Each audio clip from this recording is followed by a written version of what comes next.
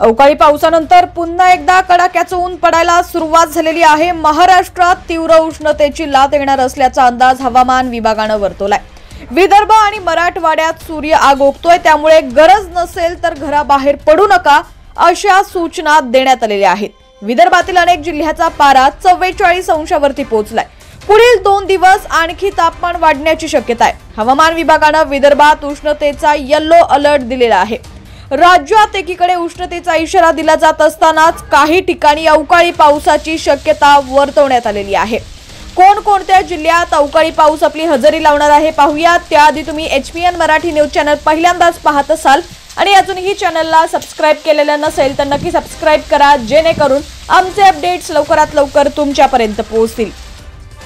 तर कोल्हापूर, सांगली, सातारा आणि लातूरमध्ये अवकाळी पावसाची शक्यता वर्तवण्यात आलेली आहे।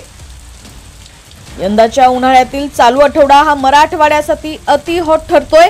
आता मराठवाड्यात आगामी 3 दिवस उष्णतेची लाट असेल असा हवामान विभागाने अंदाज वर्तवलाय। काल छत्रपती संभाजीनगरमध्ये 41 अंश सेल्सिअस तापमान होतं, तर ती स्थिती मराठवाड्यातल्या सगळ्या जिल्ह्यांमध्ये होती।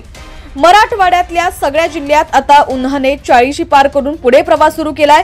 या उन्हाचा फटका चांगलाच बसू लागलाय, त्यामुळे दुपारी रस्ते आता निर्मनुष्य दिसू लागलेत।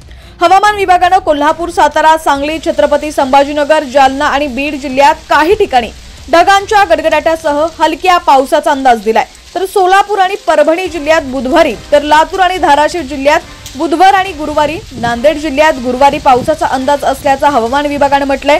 तर चंद्रपूर आणि गडचिरोली जिल्ह्यात शुक्रवारी काही ठिकाणी विजा आणि ढगांच्या गडगडाटासह हलक्या ते मध्यम पावसाचा अंदाज हवामान विभागाने दिलेला आहे।